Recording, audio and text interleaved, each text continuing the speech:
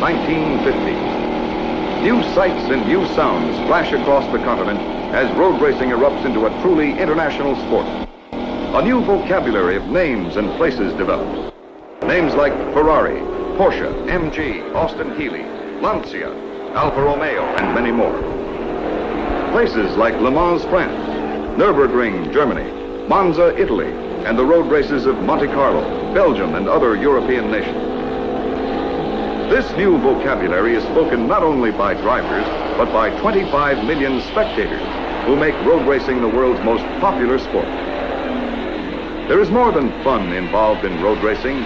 There is the need for high-performance vehicles, skilled drivers to handle them, and challenging courses where men and machines can test their mettle. This, in turn, leads to significant engineering advancements through independent four-wheel suspension systems, high-compression engines, fuel injection, self-adjusting brakes, and new frame and body designs.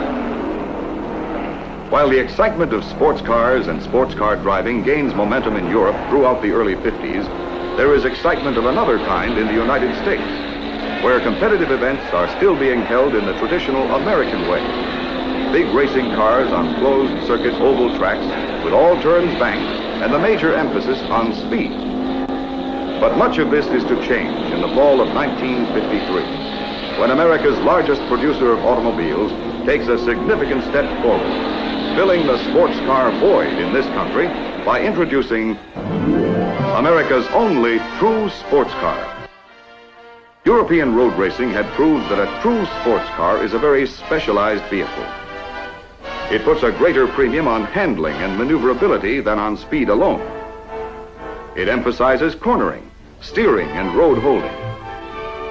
And it calls for something special from its drivers, a sense of challenge, a love of precision, a respect for power. American recognition of these and other requirements was reflected in the 1953 Corvette. It was continued with year-to-year styling and engineering refinements during the following 9 years, as Corvette proved itself not only as a quality sports car, but as a competition car too. These basic ideas in sports car going, this same drive to improve through experience, have been brought to the here and now in the dramatic, exciting 1963 Corvette Stingray.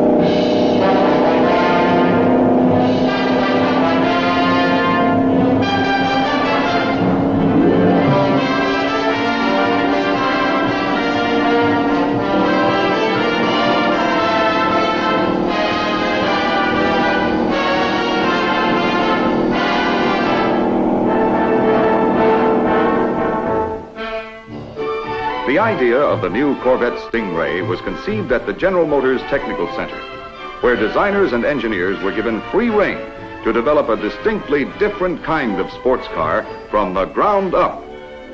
Once overall design requirements for a convertible and a sports coupe were established, and major components had been built and pre-tested, the next major step was the construction of pre-production prototype models to check out design and engineering details of the finished cars.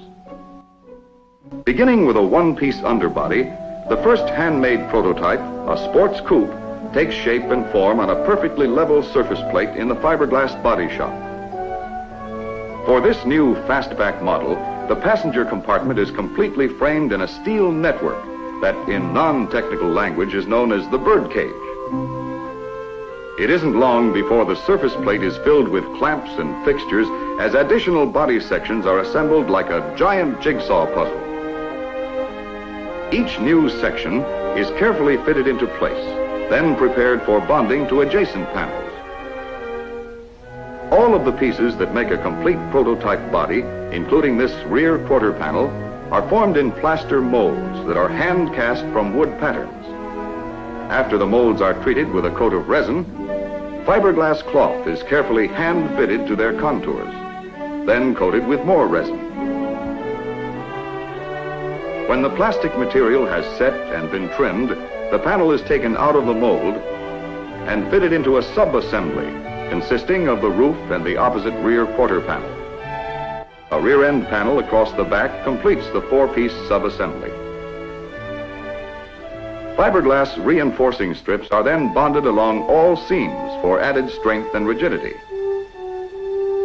With the roof and rear fender assembly now joined into a single unit, the entire piece is lifted out of its special fixture and bonded directly to the underbody and birdcage. The birdcage is designed to provide steel support for the fiberglass roof section in the passenger area of the fastback model. This marriage of steel and fiberglass also results in a stronger body with increased torsional rigidity. While each piece of the prototype body, including front fender panels, is carefully and accurately joined on the surface plate in the fiberglass body shop, a prototype frame for the new sports car takes shape on another surface plate in the experimental frame shop. The shorter frame for the 98-inch wheelbase car is entirely new, a rigid perimeter unit with 5 cross members. The all-welded steel structure formed by these members results in greater torsional stiffness, while closed side members outline the entire passenger compartment. Sports car design requirements are also evident in the rear subassembly of the frame, where twin exhaust pipes will pass not under, but through the intermediate cross member. As the frame continues taking shape, constant checks against engineering and production standards are made. Then, the 2 sub-assemblies are welded together, and the completed frame is moved into the paint shop for final finishing. Soon afterward, frame and body are ready to be joined temporarily to check fit, accuracy, and alignment, and to transport the body to the paint shop. The clutter of fixtures surrounding the fiberglass body is removed, revealing a distinctly different sports car look. The hood line is long, low, and tapered. Later, retractable headlights will be installed to complete the smooth, sweeping effect. The body is also significantly lower and more compact than in previous years, yet some interior dimensions have actually been increased.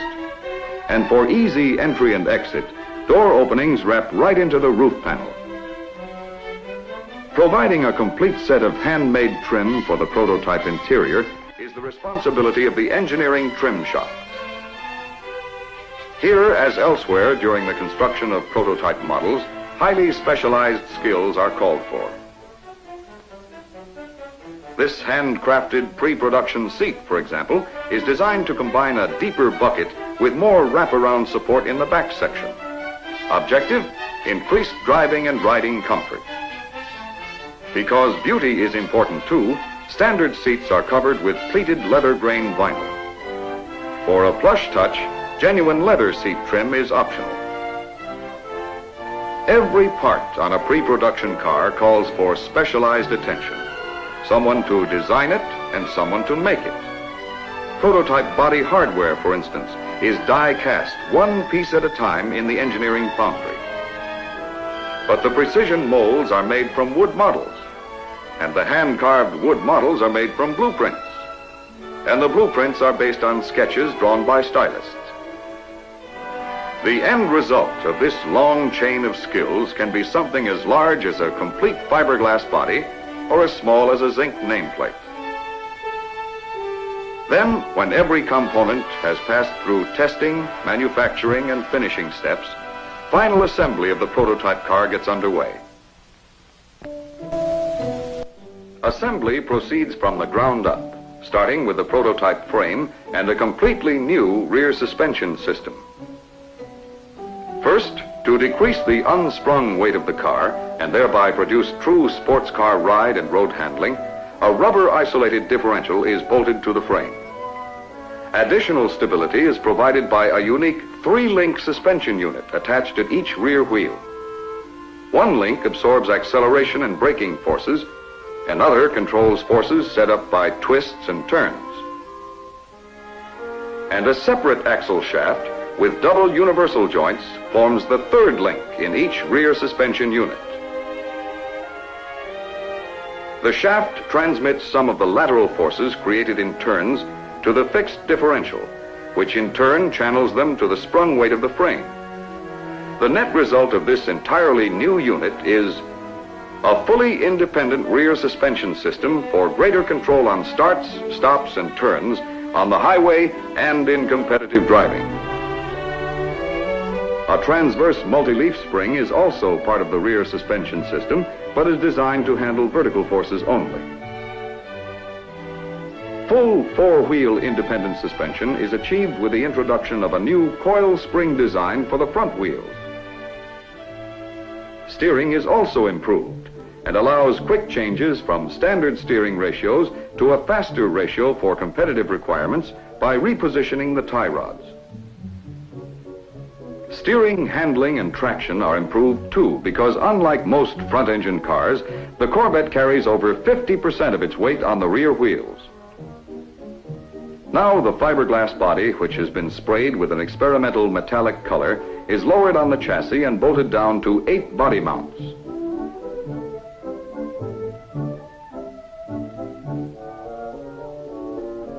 Alignment of the wrap-over doors is checked. The ends of the transverse multi-leaf spring are bolted in place. And the final assembly of the interior and exterior of the car now becomes a matter of nuts and bolts, plus several hundred other parts. Each has its own production number, which has been carefully recorded in the parts catalog for the prototype car. Whether big or small, whether a production part or a handmade piece, every component has been requisitioned and is on hand when required. With the prototype rapidly reaching its completion and evaluation date, skilled assemblers work round the clock to meet predetermined build schedules.